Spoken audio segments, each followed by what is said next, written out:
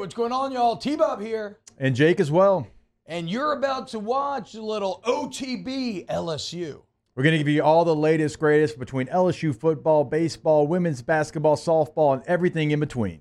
Bottom line, if you want to talk Tigers, keep it locked, subscribe, like it. All right, let's go back to Brian Kelly yesterday as he was asked about revenue sharing kicking in on July 1st and kind of what it means for LSU's offseason. And this is a longer answer here, but go ahead and let the entire thing play.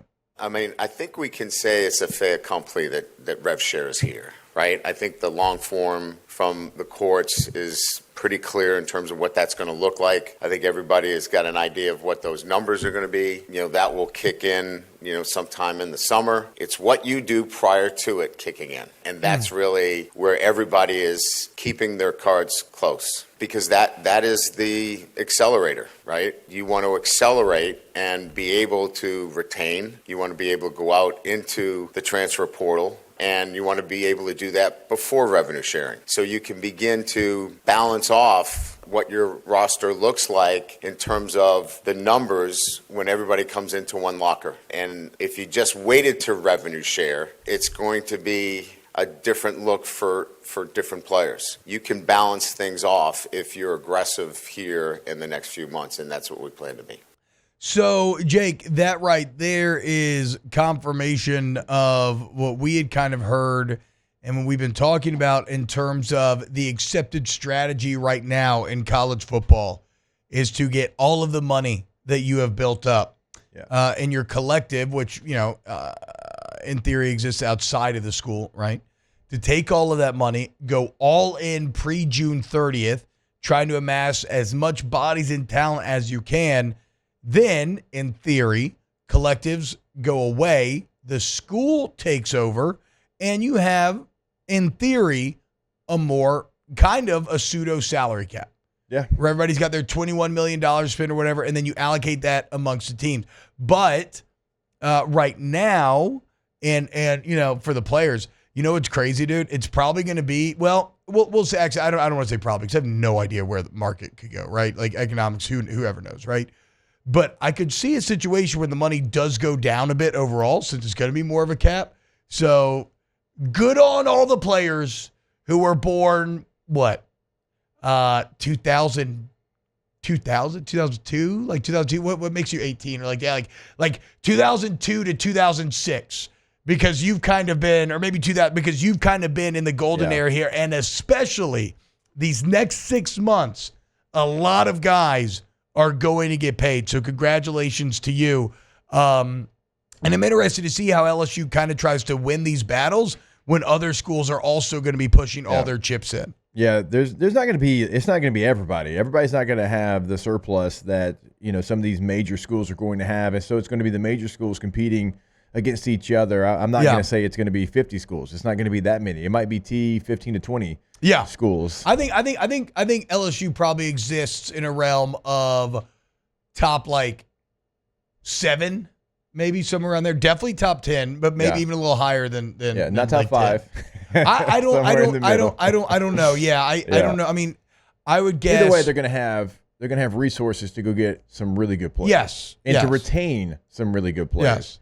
I think the retention in this little window that we're talking about is going to be very crucial for teams across the country. You start to look at, and I forget what I did with the paper yesterday. I started to write down the people that you need to try to retain, and I can't find it. I set it under the desk. It's not there anymore. But you start to think about a Garrett Nussmeier. You start to think about a Mason Taylor. And we could go a bunch of different ways with a bunch of different names. I know C.J. Daniels is somebody that BK mentioned yesterday. There's Harold Perkins is, he was at the game on Saturday. BK said it yesterday in the press conference. He was very open. He said he's weighing his options. Obviously, we want him back, but we will support him no matter what he chooses, and we'll give him all the resources that he needs no matter what he chooses. But Perkins coming back is potentially in play. Emory Jones has a decision that he has to make. Yeah. Now, Will Campbell's gone. Right, that's a player that he kind of knows what his future is. I think Will Campbell's still clearly going to be a first round pick. He's maybe slipped a little bit in terms of where he ranks amongst the tackles, but you never know what's going to happen during combine and everything. But in years past, like a guy like Emory Jones isn't even in the thought process of getting back because I've seen mock drafts where he's late first round, second round, like solid footing in the second round in every mock draft. And a lot of times that guy would go, but now you have an opportunity to get him back. So it's about retention as well. You use those resources for retention, and then you go get, whoever you've identified through the portal or whatever the case might be. But I think retention is going to be crucial with the funds that we're talking about. Yeah, it's true. It's true. I do, man. It's got to be so crazy to be like an Austin Thomas, who's the GM of this team, essentially. What a crazy time to be in that position in college football, where you are having to manage resources for a market that you can't pull from past data. I mean, I guess maybe you could look at other teams to try to figure out best practices, but there's no like Freedom of Information Act. But like you can't really know exactly what other teams are doing or spending. Again, you don't have you can't study the Nick Saban process and try to emulate it. I mean, you are really out here on the edge, the new frontier, trying to figure this thing out. And even this year, because like even this year, this whole idea that you spend everything for even that changes things drastically. Like Jake said, what do you earmark for retention? What do you earmark for acquisition and through high school? What do you earmark for acquisition through the portal? Crazy times. But here's to hoping that that they can figure it out. Someone was asking inside the Bayou Ford chat about who was maybe the most valuable college football program. Now, this isn't based off a donor that will just say, hey, I'm Phil Knight, here's a blank check. But this is actual revenue from the athletic department and the football program. And this was done at the end of last year. So it's changed a little bit, but just to kind of give you an idea. Ohio State 1, Texas 2, Bama 3, Michigan 4, Georgia 5, LSU 6. Yeah, so I had a Georgia buddy who's a finance guy, and he was like texting the group all day the other day, and he's wondering why LSU doesn't have money spent, or it didn't spend that much in NIL, and he kept like insinuating that there was like some sort of like conspiracy because of those numbers right there, right? Now, but I kind of had to continue to explain to him that that's not the money that was being given, right? I mean, you talk about collectives, you're talking about boosters, and whatever, state of college, like Richmond, all that comes into play. But in a rev sharing era, you are lucky in that.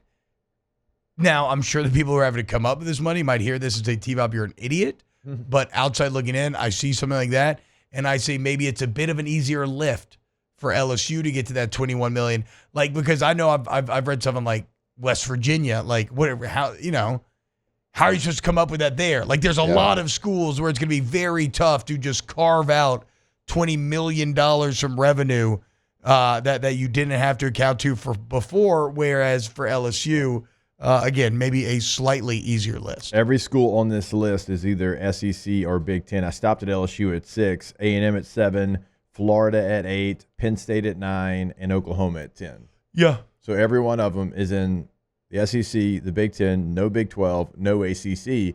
Even teams in the Big 12, in the ACC that are good football teams that have been good for a long, extended period of time, I don't know that it's going to be as easy as it is other places to just come up with the revenue share. I mean, have you seen the Signetti quotes from last week about why he went to Indiana?